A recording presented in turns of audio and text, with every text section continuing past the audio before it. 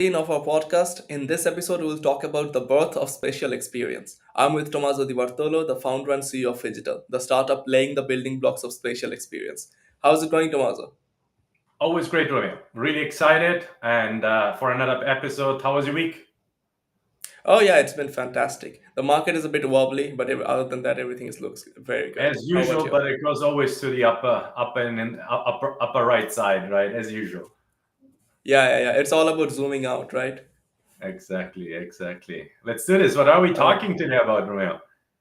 Amazing. Yep, let's get into this. So, actually, you know what? We want to go back a little bit. We have discussed in the last two episodes a lot about the very world, a lot about the digital, but I want to go back to the roots and specifically observe some of the key terms that we have been discussing a lot, All like right. a spatial environment. Let's start by defining what is a spatial experience. What is the very world? Spatial experience is let's call it a new category that is targeting the next generation. In order to understand that and to get a line of reasoning on why is it needed, is it at all true what the evolution is showing us as a sign? We need actually to step back and zoom out, as you were mentioning, right, to understand what the direction is. So we had in the 90s what was called as Web 1, right? And in the Web 1, we Yeah. have kind of discovered this new medium that was obviously at first from a governmental perspective more private, called internet, right? It was more a thought of an ARPA where the schools communicated with schools, and then obviously the army and military used it, and vice versa, before it then became more commercialized. But the intent of this was to make information available to the world, right? And so that was kind of the very first chunk of what the internet provided as a value to users. So instead of going from a physical information source, which was the yellow pages of that world, right? And now we have moved into, okay, let's make it available digital, right? So we went from the reading era. Then technology evolved and we matured into what was then called more the writing era, which was more the world where, okay, we have been reading for the last 10, 20, 15 years, right? That is kind of the evolution of the first decade of Web 1. And we moved into an era where the content became more dynamic. The content became more mobile, obviously through mobile phone. The content became more proactive, pushed to the end user's hand.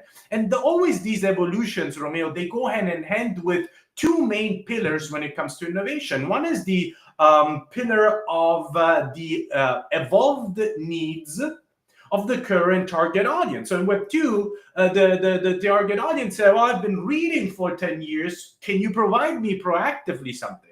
And at the same Right. time, the second pillar was basically the technology evolution. Back then, it was mobile phone and social media, right? So we went Mhm. basically always, we go always in parallel with technology evolution, new needs, and those needs then basically get saturated by the existing new incumbents, which was mobile and social media, right? And new technologies arise, and those technology also go hand in hand with the next generation. So we are now at a point where there is a new generation, Gen Z and Gen Alpha, and this Gen Z and Gen Alpha, they vice versa have new needs, and in parallel we have new technology, and those technologies are truly creating new inflection points. Now, to respond to the question of spatial experiences, we need to understand that we weren't from I get access to a website to read information, moved over to, oh, now I get information into the palm of my hands in a more proactive way,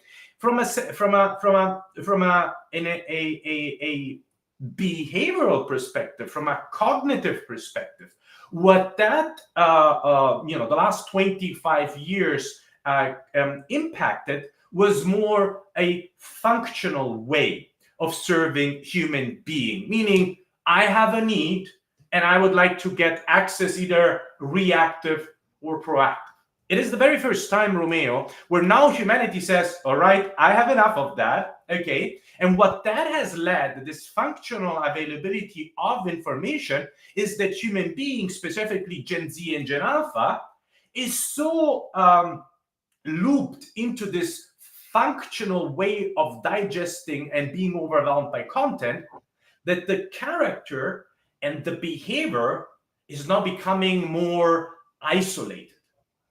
Meaning Yeah. that over the last 3, 4, 5, 6, 7 years, a series of research paper are showing in mental health, right, that the evolution of human being is showing very strong signs of social isolation.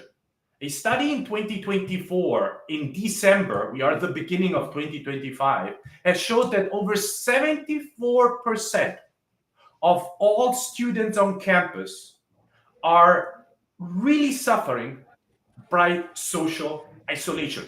That social isolation, to fill that void, what the students are doing, they have two venues. One is they go and say, I join a club.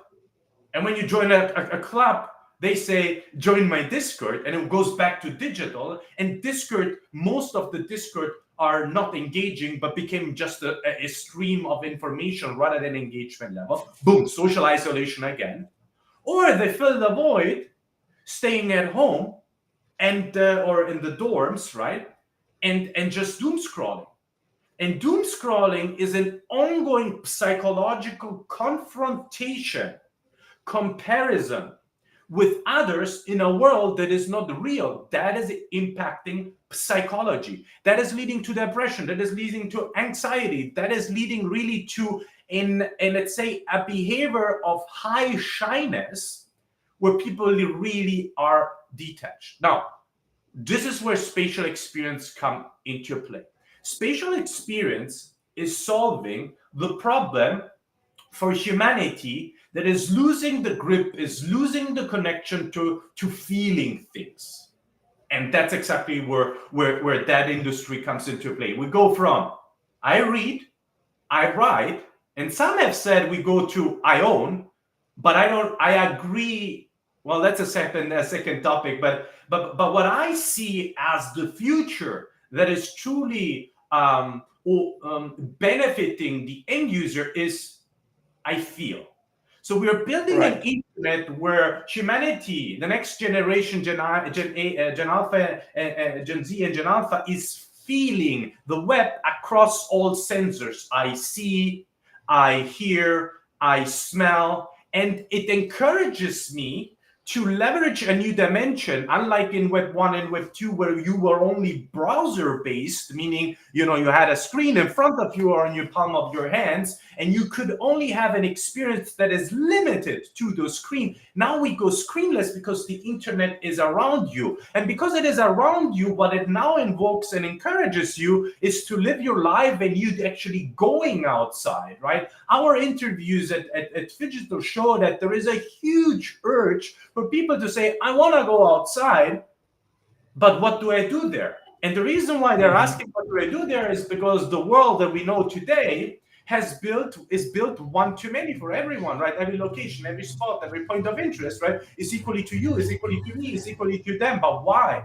Because we are missing the bespokeness and the ability to actually create ad hoc bespoke environments, right? And the reason for that is because physicality, obviously, right? Cement is very hard to change. And this is where spatial experience come into play. Spatial experience is an extension of our real life, right?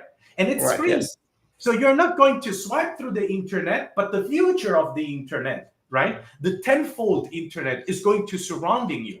Now that spatial experience is not going to be equally for you, equally for me, but actually bespoke based on your affinity. So imagine a world in which you're going to the bakery, you're going to school, you're going to your dorms, right?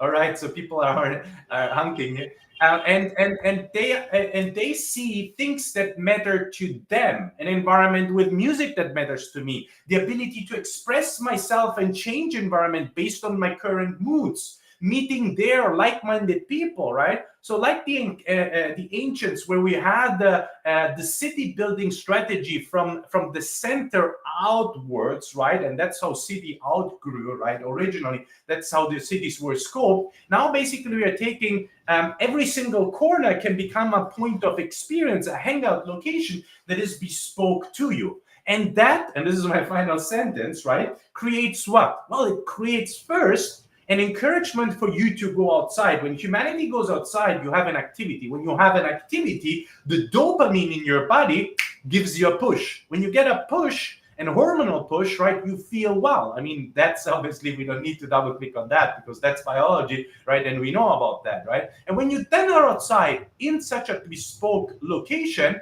and that bespoke location attracts like-minded peers, what is it you do?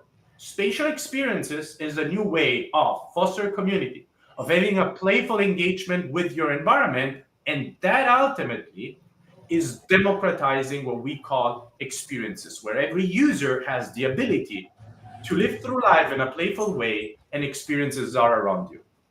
Right, right, right. No. So yeah, in the very manifesto, it clearly says that the very world will be bespoke, screenless, and decentralized. So that is essentially what the spatial experience is all about, right? These are three fundamental ingredients to that. Yeah, absolutely. In the last line, you mentioned democratizing experiences, and you have been mentioning it for quite a while in the several of our episodes. So let's talk about that. What is the primary goal of democratizing experiences, and what does it really mean? Well, it piggybacks on what I already actually have shared, right? It's the continuance of that. It's almost like the result and the understanding of what truly spatial experiences are purposefully doing and shifting and changing, right? So, and again, I like here some tangible anecdotes from the past because yes, history doesn't repeat, but it does rhyme a lot, right? So, we Yeah, went from writing manually books to printing press, right?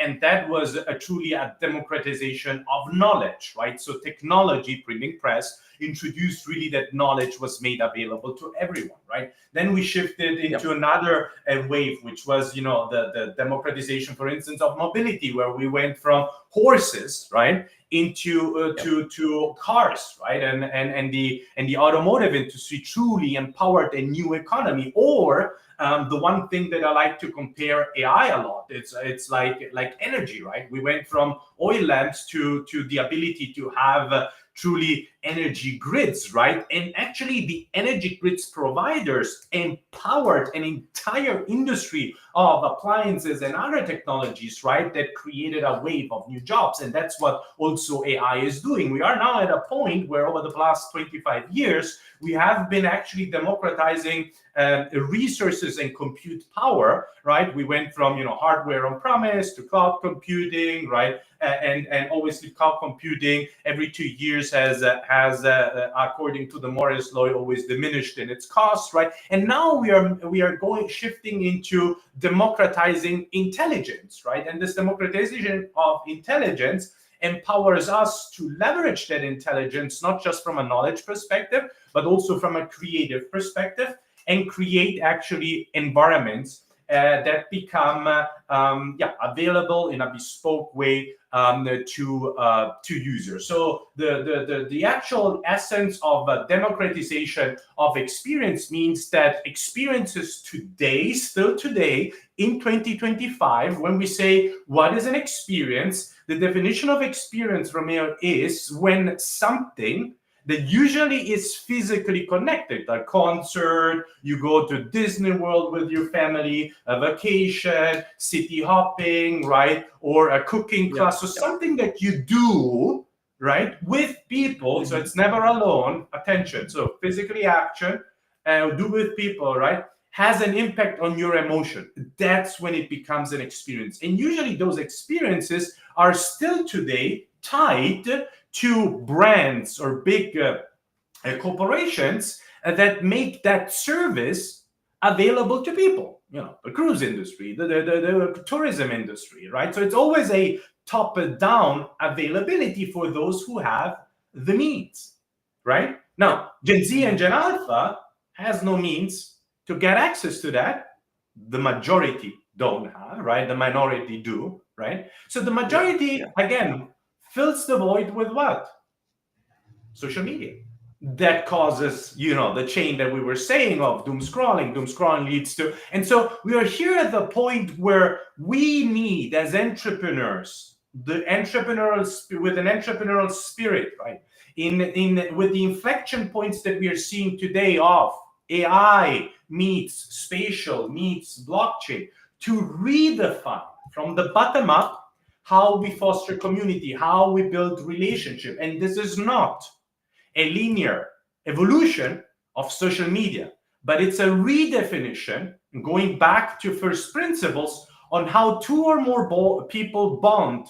Social media's evolution went towards media, and it's okay, that's what they did, right? Because they needed the primary source of revenues is the advertisement business, and so the advertisement business overwhelmed and suffocated the natural core loop of consumer, right? Now we need to build a consumer to consumer, a peer to peer first behavior across the physical digital world, right? So that they can flourish, that they can communicate, right? And Yeah, build new yeah. relationships. And that's what spatial experiences is for. And that is the democratization of experiences, what we are doing at Phygital with the VRE world.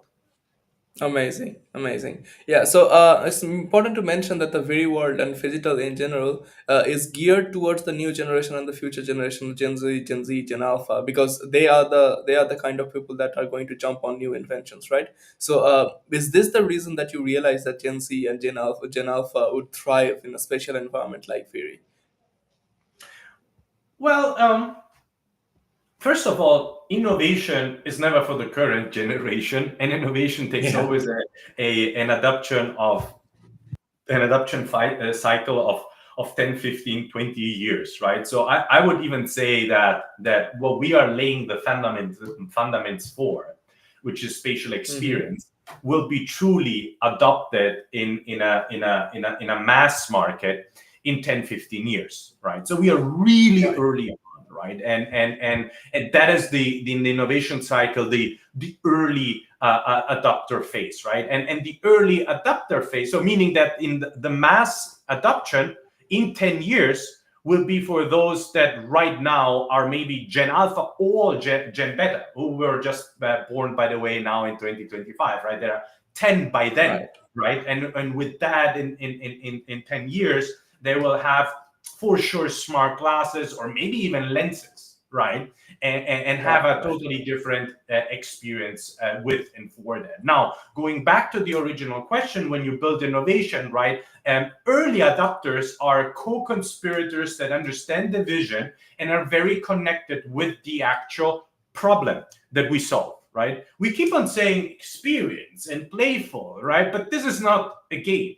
Psychological and mental health issues are massive. That's the reason why we have the industries such as healthcare spending a lot of money, parents spending a lot of money, the kids recognizing themselves that they have this issue, right? And so Mm-hmm. now this industry can no longer, the old industry, the social media, can no longer serve them the same way. So we need something that is actually leading them into a behavior of love, a behavior of belonging, a behavior where the endorphins, right, and the hormones start feeling more accepted, right? So we're shifting from an individualistic activity, which you have on social media. By the way, Thomas, what do you mean with individualistic activity? I like, I share, I comment, I do.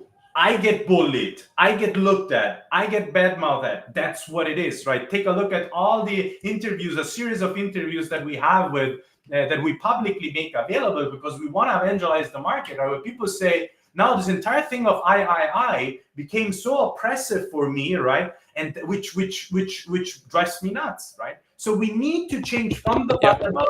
Exactly that. So lean into this next generation early adopter and early adopters with us together, hand in hand, defining what brings them joy. And a couple of things that we already have very clearly understood over the last 18 months is one, I want to go outside. I have enough digital things to do inside. But when I am outside, I want to have also the best of the digital world, period.